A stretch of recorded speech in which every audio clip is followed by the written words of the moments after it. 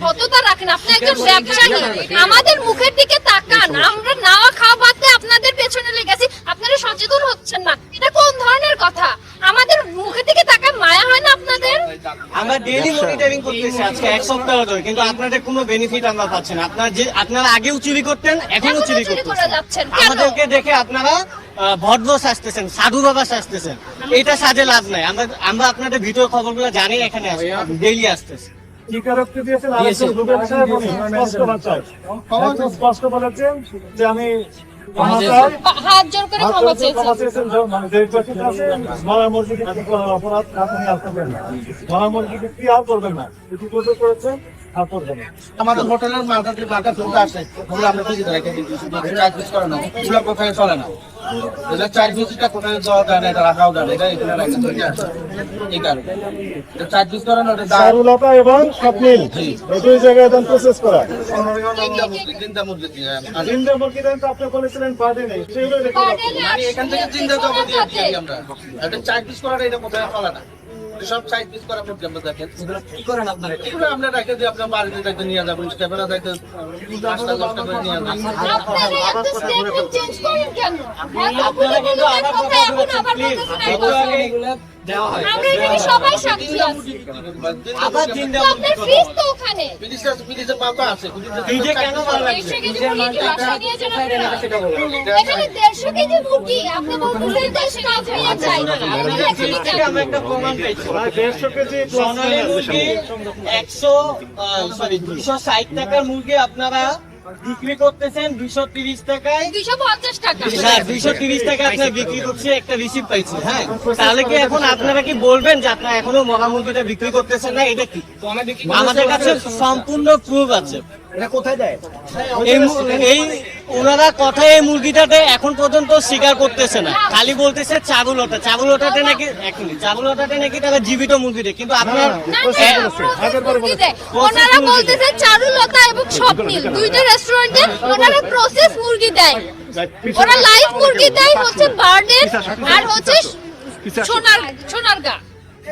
আপনারা কি মৃত্যু মুরগি হচ্ছে হোটেলে ইয়ে করতেন, সরবরাহ করতেন? সেটি হচ্ছে যে লাইভ যে সোনালী মুরগি সেটি উনি বিক্রি করছেন 260 টাকা কেজি। আর প্রসেস করা যে মুরগি ফ্রিজে রেখেছেন সেইগুলোতে নাড়ি ভুড়ি নেই, একদম প্রসেস করা ক্লিন করা, সেইটা উনি বিক্রি করতেছেন 230 টাকা। 230 টাকা কেজি। স্বপ্নিল মানকাপত্র এক রেস্টুরেন্ট, আরেকটি নাম বলেছেন চারুলতা এই রেস্টুরেন্ট। আরো কোন রেস্টুরেন্টে দিচ্ছেন কিনা উনি এখনো স্বীকার দিচ্ছে না। তবে থানায় গিয়ে মামলা তো হবে এখন রেগুলার। পুলিশে যখন ইনভেস্টিগেট করবে ঠিক তখন সবগুলো আরো তথ্য বেরিয়ে আসবে যে কোন কোন রেস্টুরেন্ট।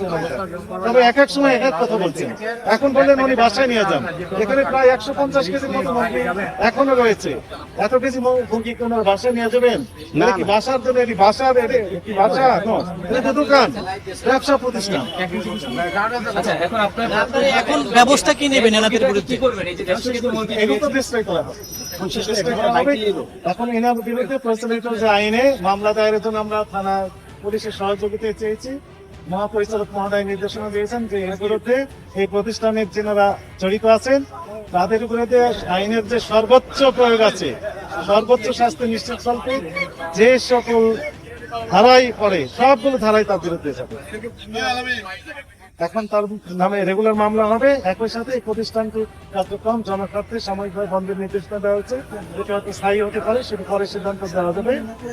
একই সাথে 50,000 টাকা জরিমানা এটি আদায়ও হয়েছে।